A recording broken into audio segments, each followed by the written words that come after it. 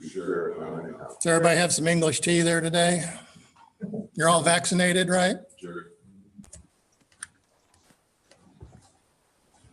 All right. So I retired this last fall. And 2 years before that, I started, well, I guess it was a little longer than that. I started a project, started looking on Craigslist to find any year 1974 Triumph TR6.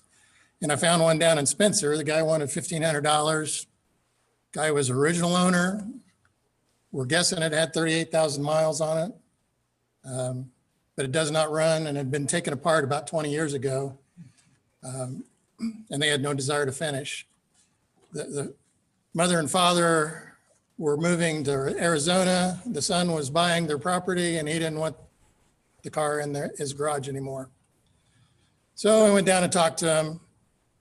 And when I saw it, I kind of said no. And we were kind of looking at it and just too many missing pieces on the engine. It's supposedly been 20 years in the garage, but it was obvious it wasn't in the garage. But the saving grace was the guy had started to restore it. He and a buddy were working on it. They got into a fight and they stopped. But they had all the body panels off. They were all wrapped in cardboard and bubble wrap. They were all primed. So I thought, well, for that price, I probably could sell the body parts and get my money back. So we decided to start it. Luckily, the guy did have a lot of the parts bagged and tagged. The unfortunate thing, it was on masking tape with pencil, and after 20 years, you couldn't read anything on them. So my job a lot of the time was searching through the internet and catalogs and parts lists and identifying things and running them through the sandblaster cabinet and the grinders and cleaning them up and seeing what we could use and what we had to buy. And again, my project was searching for parts. The cool thing about British cars, there are so many people still restoring them, keeping them, and fanatics about them. There are a lot of parts out there for them. We got clear down to the frame. This center piece that's all really rusted up, that's called a T-shirt. The exhaust system runs through that cavity underneath that, and it's hot and cold. So that's why that is usually a really bad spot on these frames. You can buy a new stamped piece of metal, weld it in, and it's good as new. You could buy the entire car out of the catalogs. There's a Reamer's aftermarket parts, or actually original parts. They have the stamp machines from the original Triumph factories, and they can restamp most all the body parts, and that's amazing. So we got a sandblaster, sandblasted everything off, including a lot of the metal, and found holes in it and found places that we're gonna have to fix, and got clear down to the frame. It's primed there on the left, but on the right, we were still taking pieces and parts off and labeling left and right and where'd this come off, taking thousands of pictures so we could maybe put it back together someday. Got my grandson involved. Part of the problem with sandblasting, in the 70s, they used basically roofing tar as their undercoating. So we had to use a propane torch on the inside of the metal. On the outside, when it started bubbling, you get to scrape it off and hopefully didn't get it all over your hands and burn yourself. But that little pile on the cardboard there is the tar coming off the bottom of the car. And then Logan was vacuuming out. We got it all kind of down to the bare metal and seeing what we had to work with. And again, like I said, a lot of the things, I did a lot of the sandblasting the parts and running through wired wheels to the machine to clean off the rust, decide if it was worth fixing or not fixing. The red ones there is the original calipers. We tore them down, sandblasted them, put all new pistons and rubber in them, rebuilt those and reused them. But any wearable part, the bearings, the bushings, all those things were replaced. There's some cleaned up parts, and again, we had them somewhat labeled. Did they go to the left front or right back, or where did they go? And again, the literature is great. I've got a manual I got on Craigslist from a guy that didn't need it anymore. Reamer's Brothers is the main catalog place in England that has the most parts, but there's several in the United States that I think buy from Reamer and then they resell them, but you can always find parts. The cool thing on these books is I think that's fairly blown up. The diagrams show every part, every nut, every bolt. So you can kind of, like a Lego, go back through it and put the darn thing back together. Various places to find parts, eBay, of course, Craigslist. There's lots of car forums. You just type in Triumph car forums, and all these guys talk about what they did to upgrade it, what they can't figure out. How can you find out information? Victoria British actually got bought out by Moss just this last year, so that kind of loses one competitor out there. And I bought a lot from Victoria British. They always had really good sale prices going on. Then the rolling frame, we got all new calipers on the calipers the same. All the rest of the brake parts are all brand new, put in new springs, bearings, bushings, got a rolling chassis. The unfortunate thing, like I said, the original engine was missing the distributor, the alternator, or the generator. A lot of stuff was missing on it, and we couldn't crank it. It was stuck. So I was looking on Craigslist one day, and a guy down south of Danville, Indiana, was selling a Triumph engine that's running. And so I went down and met this guy, learned a lot from him. And I, as a matter of fact, drove my car down there last month and let him go for a ride with me in it. And this is typical of a Triumph person. He bought two cars. He bought one to build and one for parts. The one that he used for parts, there wasn't much left on it, but he was putting an 8-cylinder Buick engine in his. He was also modifying it so he could have power steering, which I don't know why that would be necessary in that little car, but he had about 4 other car projects going on. In Nova he was working on. There's a Camaro back in his barn, and he's a retired 70-year-old and I think a mechanical genius, but that wasn't his trade, it's just his hobbies. Anyway, I bought the engine from him and we tore it all down.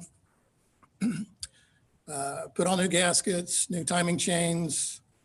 I think the bearings were still fine in the camshaft. Painted it up a little bit. It had some nice upgraded features. This was out of a 72. My body is a 74. The 72 doesn't have quite as much emissions stuff on it, so you get a little bit more horsepower, but these little cars don't have a whole lot of horsepower. They're just fun. I'm glad we tore the engine down. I don't know if you can see this, but there's a little orange ring down in one of the ports. When you're filling your oil, be sure and remove that retaining ring. They dropped it in the engine and just either didn't see it or didn't care. It might have stayed there for another 20, 40 years, but we found it and removed it. This engine, like I said, had some upgrades, had some nice headers on it. It had the downdraft Weber carbs. The original would have been Stromberg's. The upgrades from the Strombergs would have been the SUs. And then there's a lot of discussion on the Webers are either junk or they're amazing. I kind of like them. They're like a big 4-barrel, but when you're just tooting around town and not getting on the gas, you're using 2 barrels, you're getting 25 miles a gallon. You stomp on it, it opens the other big barrel, and you got some fun power to go. And you're probably only getting about 8 or 9 miles a gallon. But So a year later, I'm so anxious to get this car even with a box crate and drive it around, but it still wasn't running. The engine was running, but we didn't have that far along. So the Kiwanis show came up in October and I put it on a trailer and we took it to Kiwanis Car Show to let people see it. And Logan again was helping me. Logan was kind of impressed. I kept telling him, I said, it's a big puzzle. It's like a big Lego. You got all these parts. Here's the diagram. We're just trying to find out ways to put it together. Jim that sold me the engine, it was actually worked out to even be a better deal for me, I think, but he didn't want a lot of the other stuff he had extra. He had an exhaust system that was like laying out by the barn. He wasn't going to use it on his 8-cylinder. I said, what are you going to do with that? So I'm going to haul it down to the trash. I said, I'll take it. Those things were $500. New, it wasn't new. I had to get Muffs and Taylors to fabricate a middle pipe that was gone. And then I was talking to him about the wood frame you saw in that earlier picture. It was basically dissolved. I was going to cut it out myself, and I wanted to take a piece of cardboard and trace it out. And he said, by the way, I think I've got your year. There's one up here in the closet, and he got it down, and he said, you can have it. Those dashboards are, well, $300 to $500 new. Again, he saved me some money. Let's see if this video will start. Oh, didn't. There we go. I don't know if there's any sound you can, probably not.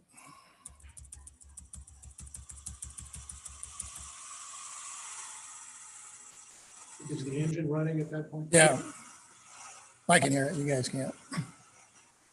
So yeah, we rigged up a gas can and a battery and started it in the barn and yeah. And again, I'm still buying parts and it's never been on the road yet. So the barn was getting way too cold and I don't like being cold. So I did some projects in the house. This was the frame on the left was the one that Jim gave me and I removed all the veneer. You want a hardboard plywood because of the hot and cold temperatures and the moisture. You can't just cut them out of oak or anything. And then you basically just strip it down. And I got some oak veneer and put it on there. Of course, the veneer is always pretty thin and you put a flashlight or a light behind what I was doing and I could see the hole in the original board and I would just cut it out with an X-Acto knife to make it fit. So there's the oak veneer. It has its own glue base on it, although I use contact cement also. And then you iron it and it heat activates the glue and it sticks on there. And then of course, varnish it like crazy. Again, I don't know if these gauges work, but I cleaned them all up, took them all apart. There's videos and everything on the internet, how to take them apart and what to do with them. And I guess the only one I couldn't take apart was the oil pressure. And then reading on a lot of the forums, the old original seats were just junk. You can buy all new upholstery and leather tops. You're talking $500 for the foam. You're talking $70 for the rubber on the bottom of the seat and another $1,000 for the leather covers. I wasn't going to do that. A lot of guys were upgrading to Mazda seats. They got a higher back. They got more support on the sides. So I found a kid was selling that he was upgrading his seats to a little bit nicer ones. I thought his were fine. They were cloth seats. I cut the cloth off. I again read on some YouTube videos, how to recondition them, put them back together. That little mat on the one white section there, put heated seat in there. And the thing I didn't know about Miata seats, they have speakers in the headrest. I mean, that's a genius idea in a convertible. You can't ever hear it when you're going down the road, but if it's right there at your ears, it's almost like having speakers right in your ears. The thing, I also used zip ties. Normally an upholsterer would use those hog rings. I did about 3 of them, and it was like tearing my hands up, and I said, "Oh, I can do this with zip ties." But I found a cover on Amazon. I think they were around 150 bucks for the set, and I think they look really nice. Yeah, I talked to a local guy that does a lot of convertible work and redoes the interiors of cars, and he wanted $500 a piece to redo the seats. And again, I backed down and said, no, I think I can do it. It really wasn't that bad. It just took some patience and some time. The little strap there, my wife got her some sewing machine out, and I said, I need something to hold the shoulder strap up. Every time it falls down off my shoulder. And so she made me a little strap hanger, and I put those snaps on there too. Another thing, the Triumph TR6 didn't have an armrest, and a guy on one of the forums had where he had done it, and he had his whole layout, what size to cut the wood and everything. And I started making it, and it was a nice little feature. Back in the day, and when I was in college, I had a GT6, and it had an armrest. So I don't know why the Triumphs and the Spitfires did not have an armrest, but it's nice. The floorboard on the driver's side was pretty good shape. The one on the passenger side was junk. And again, you can buy that whole piece of metal and put that in there and weld it in. So we cut all that out and welded it back. And there's the seats. There's the dashboard. The wooden steering wheel was an upgrade. That's a Nardi racing steering wheel from Italy, all wood. I refinished that too. I don't know if you'll notice the door there. The original interior was that tan chestnut color. And I actually painted those black places. It was kind of damaged in those areas. So I thought it looked really nice with the black and the brown. It gives it a nice interior color. So finally, we pulled all the body panels out of the cardboard and wrapped up and put the car all together. We were checking the door gaps and making sure the frame wasn't bent and that the doors closed and everything looked good. And then you take it all back apart. And I decided to put Herculiner, like rhino lining, as the undercoating. So I started doing the undercoating, and I thought, well, this looks so good. I'd put it on the interior too. It's kind of got some sound deadening to it. And we primed it. I think this car probably has, we put at least 3 different priming coats, and it had primer on it to begin with.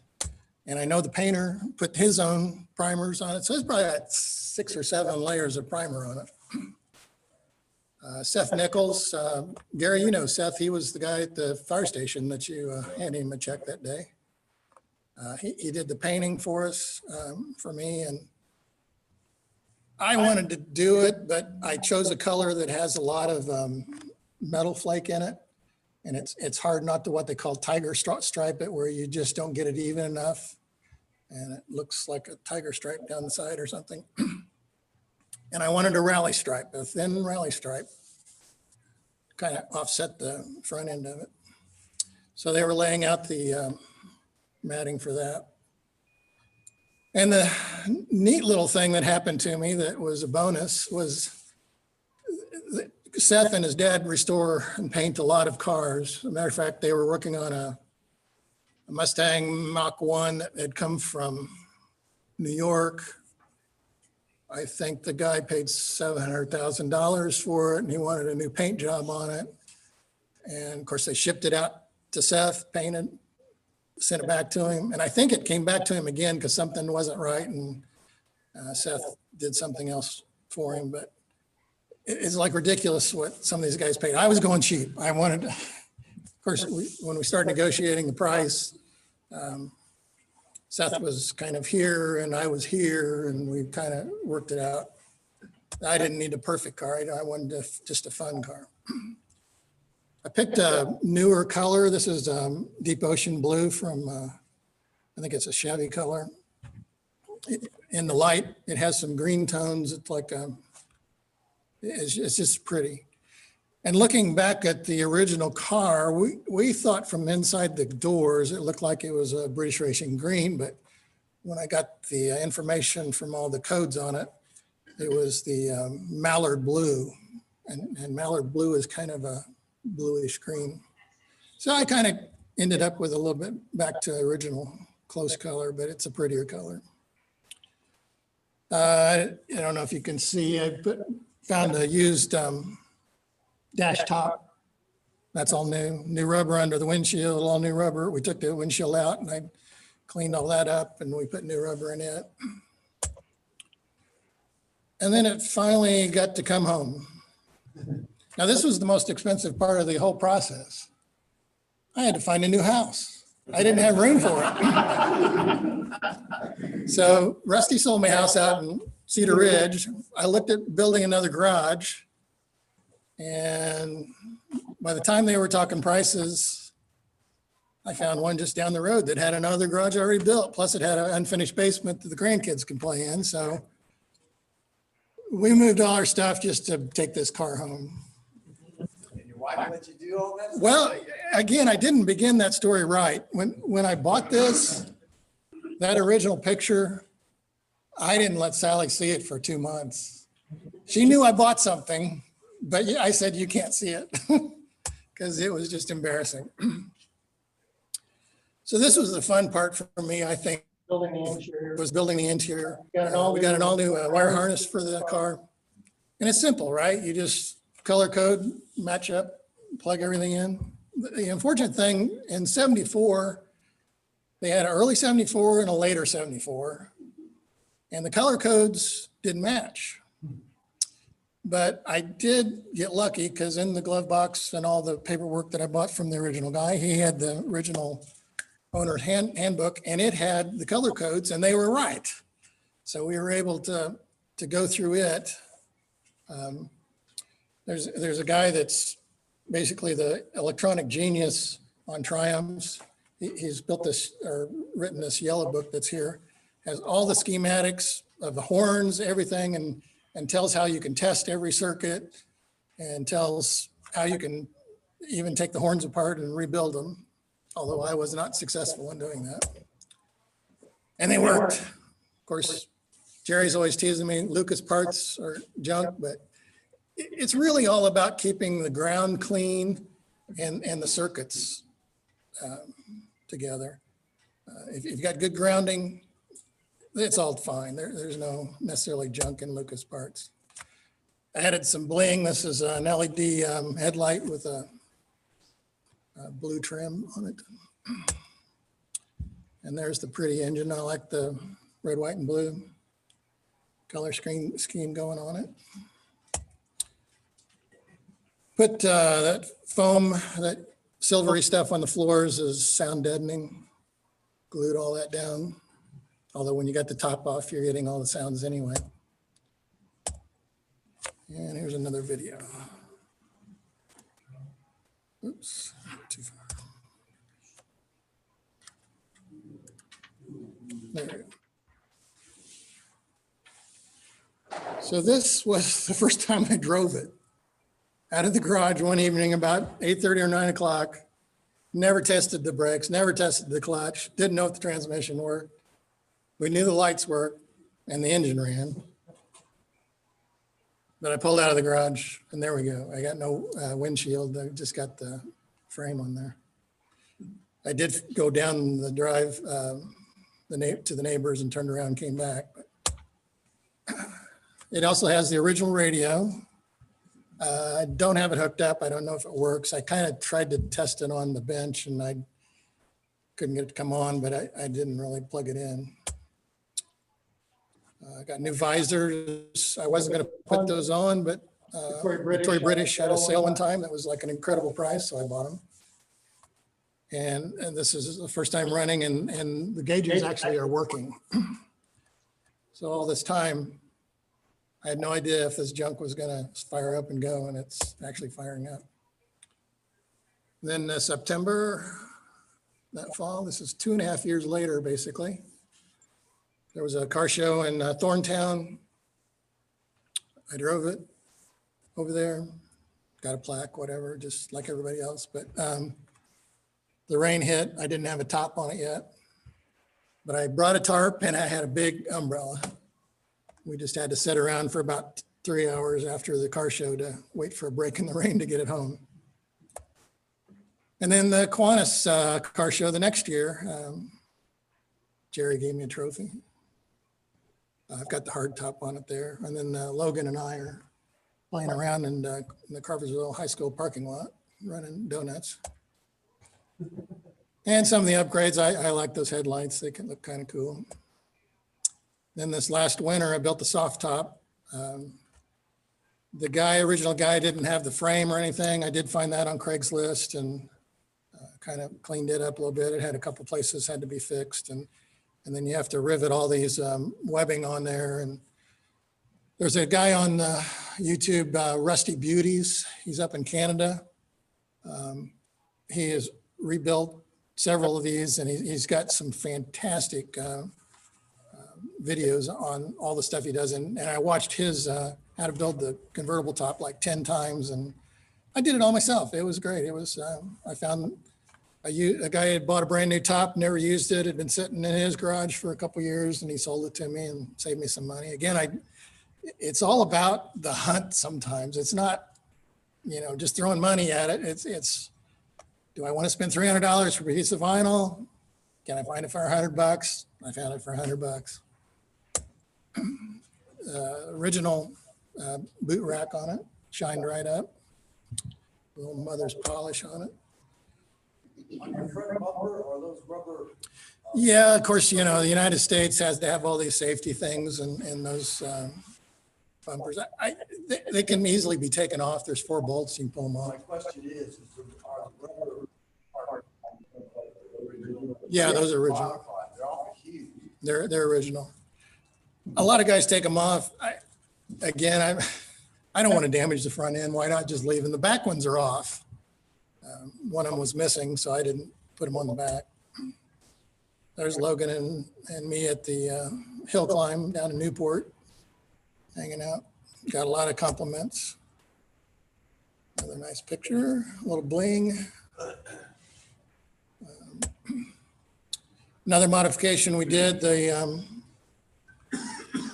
original accelerator, of course, there's a pedal and then there's a rod that rotates. Pulls this mechanism and then you get a downpull of the carburetors. And we weren't getting enough throw in this to engage the secondary section of the weathers. So a lot of guys modified them with a cable. So you've got an infinite pull. And again, there was an aftermarket person that was selling them for $160 and we made our own bracket. I just bought a $50 cable and saved a couple dollars, and it works great.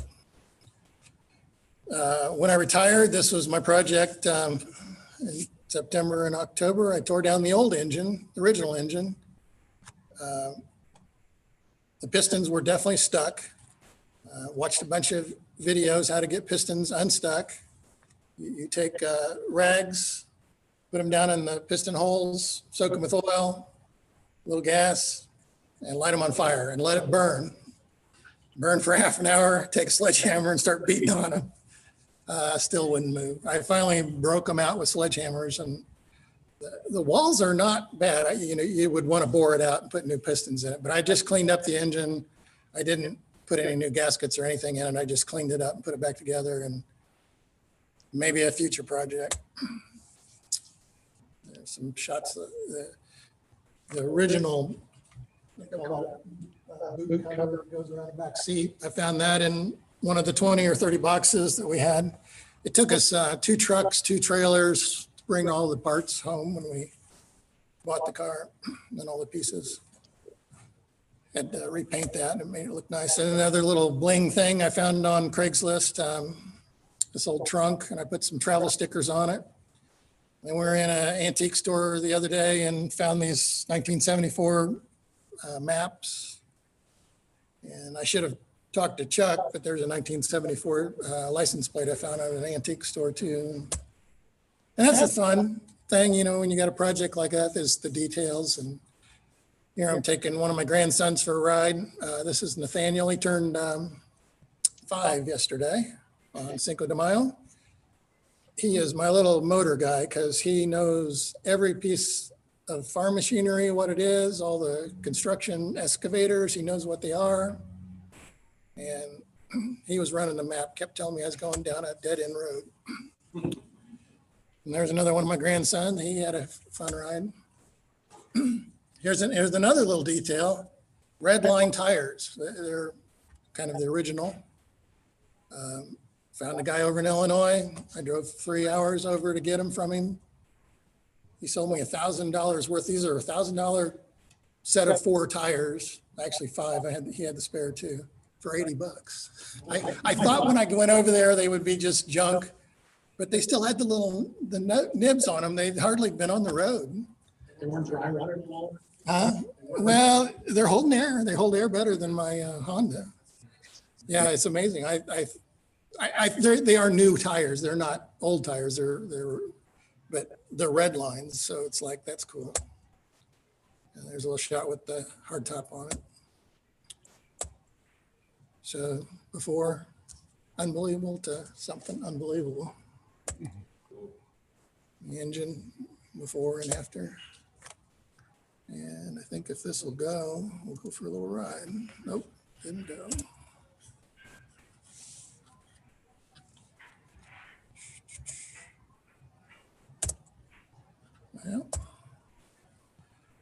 Well, this started another curious thing was I saw on Facebook one day, Moss Motors posted this, Alfa Romeo versus Triumph in the day. And if you go to YouTube, you can type that in there, Alfa Romeo versus Triumph TR6. And there's a neat little video of these guys testing these 2 cars out, what they rate one car over the other car. So last May, I had one shipped up here from Florida.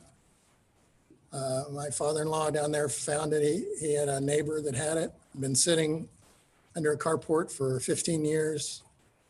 I think the old guy, all he did was go out and smoke cigarettes in it because it was full of ashes. And the other thing that was really strange, sitting out like that, was at least 50 to maybe 100 those mud dauber nests. Entire car, everywhere, even inside the doors. I keep knocking them off and finding them. Fortunately, they're all dead, but it's unbelievable. I don't know how he walked around the car. So when I had my thumb surgery last May and this car arrived the week before, one-handed, I built all the calipers. They were all stuck. Rebuilt most of the fuel lines. The filters were all bad. Alternator was bad, but I got it running. So I got 2 neat little cars.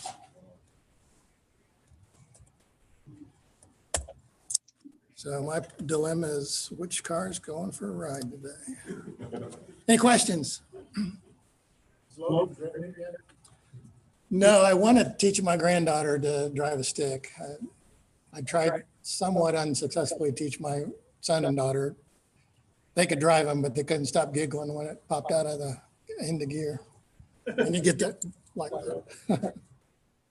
How much was the car new? New, I think they were going for under 5,000, like 3,800 or something. It's a 67 Camaro with Firebird, so it's like $3,500. Yeah. Yeah, of course you had some import. Not comparable, really. That's a nice car, I like this. what is the Hemmings auction place? $55,000. One blue one was sold. I'm not upside down at all. Since I did a lot of all the work myself, easily you could put $20,000 in these cars, but I've got it pretty good. We were about 8,000 parts before the payment. This is original information from British Heritage. They tell you what the bill, where it was shipped and everything. Got the original licensing when the guy bought it. And again, these are all parts books. If you guys want to look up those, I was passing around another book with a lot of these pictures. Yeah. Man hours. Life. Really? You know, we turned it over in 2.5 years and got it on the road. And most guys take 10 years.